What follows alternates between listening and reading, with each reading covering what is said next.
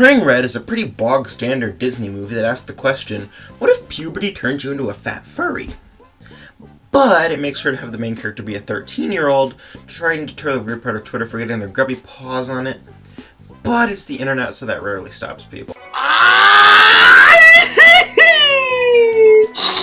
The character design is honestly not too terribly noteworthy or interesting, except this one kid who looks like a reused Luca character model, that really stood out to me. The film looks gorgeous. The character models contort and move with the fluidity and expressiveness of 2D animation, and the colors and lighting got me like, it's so pretty! So on a technical and visual level, the movie is pretty impressive. But how does it hold up as an actual film? Full disclosure, and you may find this hard to believe, but I am not a prepubescent 13-year-old middle school girl. Shocking, I know. So, I'm not the target demographic of the film. Now, some people have been using this as an excuse to hate on the movie, but I think that people shouldn't immediately just dismiss a film if they aren't the intended audience. I'm telling you this because I'm giving the film from my perspective, which is that of a cynical movie-reviewing bitch, not a 13-year-old. But I digress. The plot revolves around the hot mom finding lewd ship art that the girl drew of her and some random dude. What is not? Huh? What? Mom!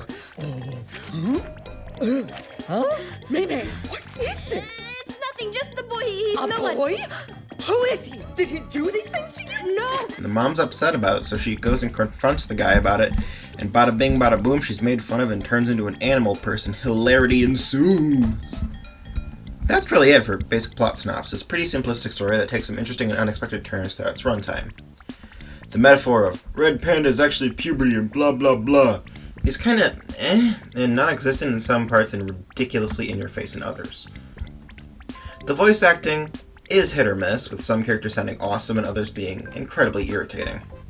If you're looking for a deep plot that dives into the societal and psychological effects of what inexplicably transforming into an animal when feeling strong emotion would have on the mind of a young child, you're not getting that. But if you want a coming-of-age movie where a bunch of young girls learn about their bodies and puberty through the lens of furries, first off, gross, but second off, this is the film for you. I actually don't have a lot of strong opinions on this film, but I believe it to be a pretty neat, middle-of-the-road animated Disney movie. It's nice to look at, but other than that, there's not much of substance to it. That doesn't mean it's a bad movie, of course, just one that is good but uninteresting. I give it a 6 out of 10.